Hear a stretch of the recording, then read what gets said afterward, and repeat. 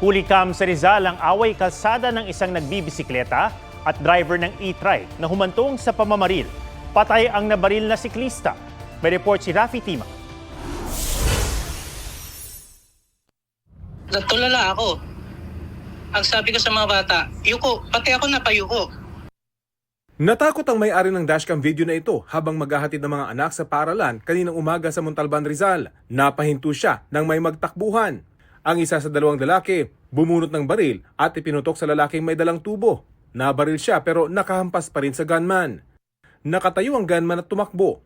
Dead on arrival sa ospital ang biktimang kinilalang si Toto Garcia. Mabigyan naman ng hustisya yung asawa ko. Naghanap buhay lang naman. Hindi naman siguro krimen yung ginawa na kung nagkasuntukan sila o ano, pero nagdala silang tubo. Hindi naman masamang pumunta ng barangay dahil iyon yung makakaresolba. Ayon sa misis, nagkaroon ng away kalsada wala pang isang oras bago ang pamamaril. Sa CCTV, kitang nakabisikleta si Garcia nang ikat siya ng e-trike. Nauwi ito sa paninita hanggang sa magpaluan ng 2x2 ni Garcia at tubo ng tsuper ng e-trike. Nasaktan ng e-trike driver. Dito na rumesbak ang pamilya niya para pagtulungan si Garcia. Nakapagpa-blatter pa sa barangay si Garcia, pero pag uwi niya, nakaabang ang mga kaanak ng e-trike driver. Tinarador nila ang anak ni Garcia habang umaawat ang misis ng biktima. Nung titiradorin niya ulit ako, si mama yata ang tintukan niya. Tumalikod ako para ako ang tamaan. Tinamaan ako sa likod. Giit ng tatay ng suspect, nasaktan daw ang e-trike driver ng tamaan ng 2x2 kaya kinumpronta ng mga kapatid nito si Garcia at gumamit ng tirador. Nang habulin sila ni Garcia, doon na siya nabaril. Bakit po may baril yung anak? Yan hindi ko alam, sir. Hindi niyo po alam na may baril. Hindi ko alam. Nakikipagtulungan daw sila sa mga otoridad para sumuko ang anak na namaril. Ang Montalban Police nag-iimbestiga na pero tumanggi munang magbigay ng pahayag. Rafi Tima nagbabalita para sa GMA Integrated News. Sa Caloocan, kritikal ang isang batang sinaktan umano ng nanay ng kanyang nakalaro. Batay sa investigasyon, ilang beses inuntog, binuhat at hinampas ng suspect ang biktima na kasama noon ang kalaro. Tadtad ng pasa ang bata at inoperahan ng 8 oras para matanggal ang blood clot o namuong dugo sa ulo. Inireklamo na ng frustrated homicide ang suspect na tumangging magpa-interview. Yun ang tinitignan pa rin natin ngayon, bakit niya nagawa ron sa bata. Pero based sa investigation natin, tinanong natin yung nanay nung suspect natin, may record siya na may mental disorder. Hindi pabor ang COMELEC sa Oplan Katok ng PNP ngayong election period. Paglilinaw naman ng PNP, matagal na nilang ginagawa ang programa na hakbang kontra illegal na armas. May report si Marisol Abdurrahman. Sa mga nagdaang taon, nagsasagawa ang PNP ng tinatawag na Oplan Katok. Nagbabahay-bahay sila sa mga may-ari ng baril at armas para abisuhang magpa-renew kung paso na ang lisensya o isuko na ang mga hindi rehistrado. Ayon sa PNP, as of December 31, nakapagpalabas na ang Firearms and Explosives Division ng mahigit 600,000 notices para ipa-renew ang lisensya ng mga gun owners. Ngayong election period na at umiiral ang gun ban, 383 firearms na ang nakumpiska ng PNP as of January 27. Pero ang COMELEC pumalag sa Oplan Katok ngayong election period. Pasensya na po kung meron man pong gagawin, halimbawa ang ating PNP, but that is not sanctioned by the COMELEC and that may be at this point illegal. Gate ng COMELEC, hindi dapat gawing dahilan ang eleksyon para malabag ang karapatang pantao. Ang sinususpend ng COMELEC hindi lang yung permit, yung license, kundi yung permit to carry outside the residence. Laging in combination yung dalawang yun eh. So, kung nasa loob ng bahay, hindi naman nilalabas, walang violation. Dumipensa ang PNP. As part of regulatory power and authority po ng PNP, particularly kapag meron po tayong mga expired licenses po, ay ang bahagi po ng ginagawa nating intervention ay puntahan po itong mga nag-expired na po ng licenses. Even prior to the start po ng election period ay ginagawa na po natin.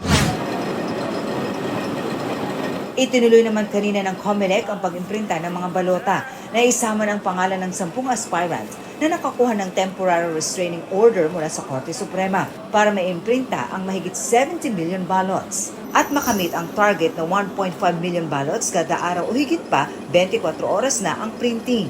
kung sakali na mas mataas doon, mas maganda sa part namin. Kasi tatandaan din natin, hindi kami pwedeng basta print ng pagkabilis. Dahil napakahirap na baka maiwanan naman yung mga nagbe-verify. Ngayon, kung mag 2 million yan, napakagandang balita yan pag nag 2 million.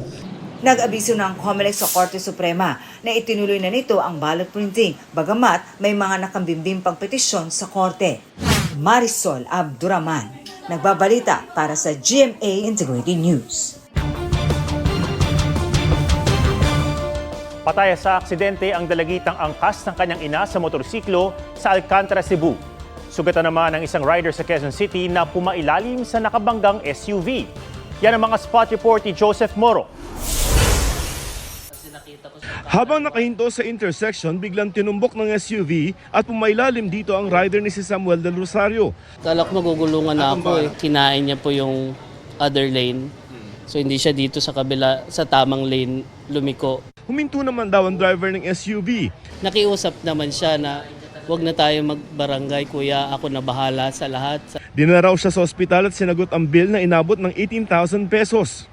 Sa kabila nito, inireklamo ni Del Rosario sa LTO ang driver. Gusto raw kasi siyang papirmahin ng quit claim. Handa naman daw siya makipag-areglo sa halagang 50,000 pesos pero ayaw raw ng SUV driver.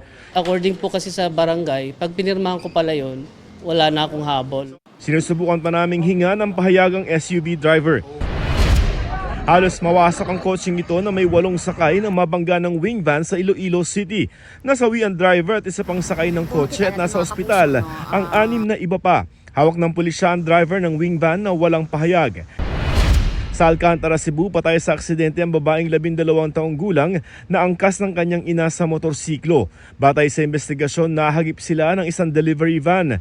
Tumila po ng biktima at tinamaan ng ulo. Sugatan ang nanay na rider. Nakakulong na ang driver ng delivery van na humingi ng tawad sa pamilya ng biktima. Joseph Morong, nagbabalita para sa GMA Integrated News.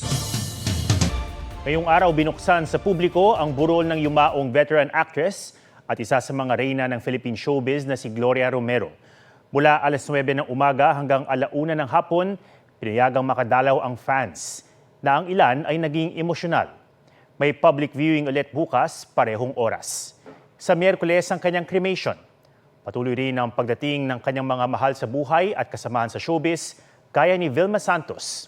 Nakiramay rin si Barbie Forteza na kasama ni Romero sa ilang Kapuso series habang inalala siya ni Dingdong Dantes na nakasama niya sa pelikulang Moments of Love. Nagpaabot naman ng pakikiramay si Pangulong Bongbong Marcos. Nagkasama sila ni Romero sa Ferdinand Marcos Sr. biopic na iginuhit ng tadhana na ginampanan ni Romero si Imelda Marcos at as himself ang bata pa noong si Marcos Jr.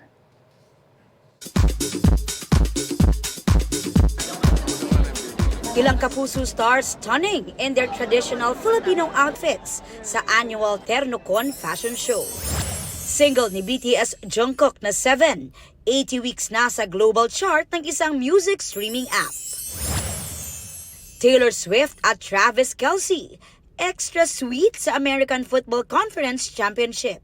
Koponan ni Travis, aabante sa 2025 Super Bowl.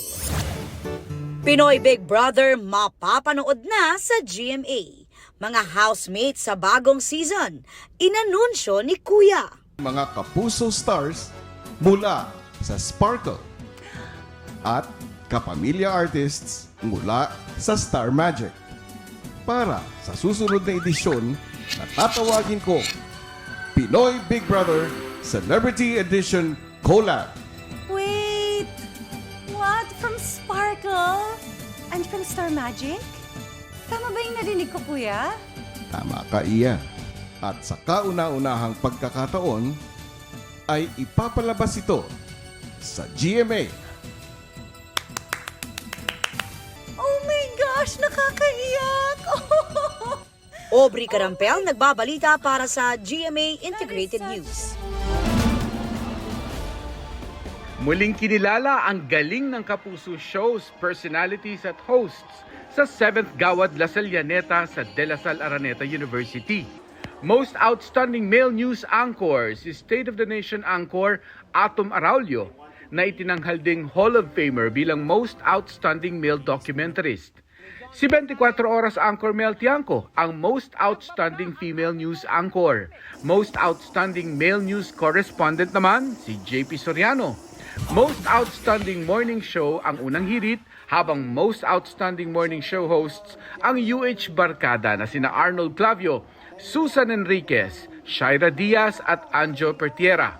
Sa Public Affairs Most Outstanding Documentary ang Eyewitness. At ang isa sa host nitong si Howie Severino, ang Most Outstanding Male Documentarist. Most Outstanding Female Documentarist si Maki Pulido ng Reporter's Notebook. Hall of Famer din bilang Most Outstanding Female Documentarist si Cara David. At kapuso mo Jessica Soho bilang Most Outstanding Magazine Show. Most Outstanding Magazine Show host naman si Jessica Soho. Kinilala ang Wish Ko Lang bilang Most Outstanding Public Affairs Show at ang host nitong si 24 Oras anchor Vicky Morales, ang Most Outstanding Public Affairs Show host. Most Outstanding Educational Show ang Born to be Wild. Panalo rin ang entertainment programs ng GMA, Most Outstanding Teleserye ang Pulang Araw, Most Outstanding Comedy Show ang Pepito Manaloto at Most Outstanding Comedian si Michael V. Most Outstanding Competition Show ang Family Feud, habang Most Outstanding Competition Show host si Kapuso Primetime King Dingdong Dantes. Sa radyo, Most Outstanding Digital Radio Station ng Super Radio DZBB, habang Most Outstanding Male FM DJ si Papa Dudut ng Barangay LS 97.1. Sa pelikula, si Kapuso actor at Asia's multimedia star Alden Richards ang Most Outstanding Film Actor para sa pelikulang Hello, Love Again na nagwagiring Most Outstanding Filipino Film. Habang Most Outstanding Brand Endorser si Kapuso Global Fashion Icon Heart Evangelista. Huwag magpahuli sa mga balitang dapat niyong malaman. Mag-subscribe na sa GMA Integrated News sa YouTube.